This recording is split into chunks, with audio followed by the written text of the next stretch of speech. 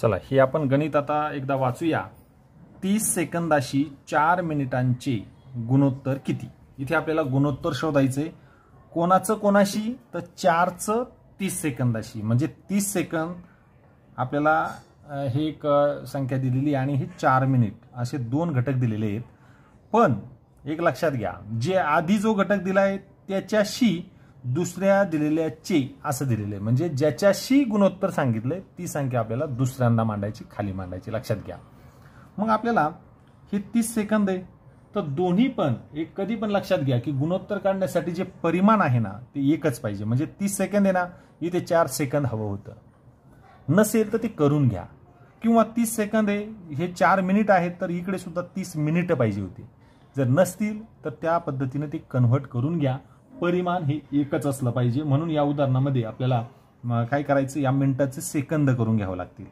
4 मिनिटाचे सेकंद किती, 1 मिनिटाचे किती सेकंद होतात, 60 सेकंद, तर 4 मिनिटांचे किती होतील, तर 4 गुणिले 60 म्हणजे किती सेकंद झाले, 240 सेकंद, बरोबर।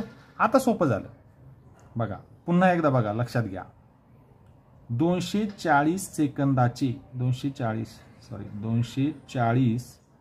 सेकंदाचे कशाशी गुणोत्तर, 30 सेकंदाशी गुणोत्तर विचारले। म्हणजे थोडक्यात आपल्याला काय करावं लागेल, अतिसंक्षिप्त रूप द्यावं लागेल।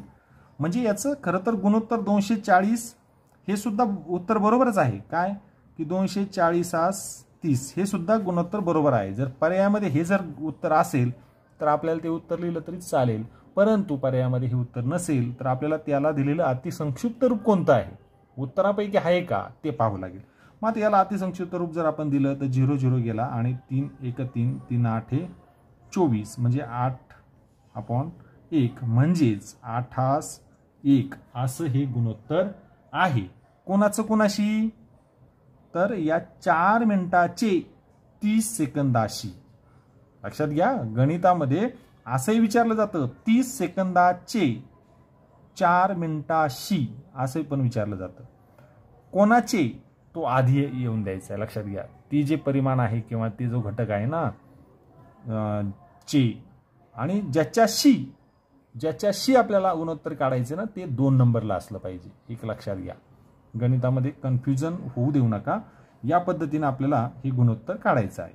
ओके, धन्यवाद।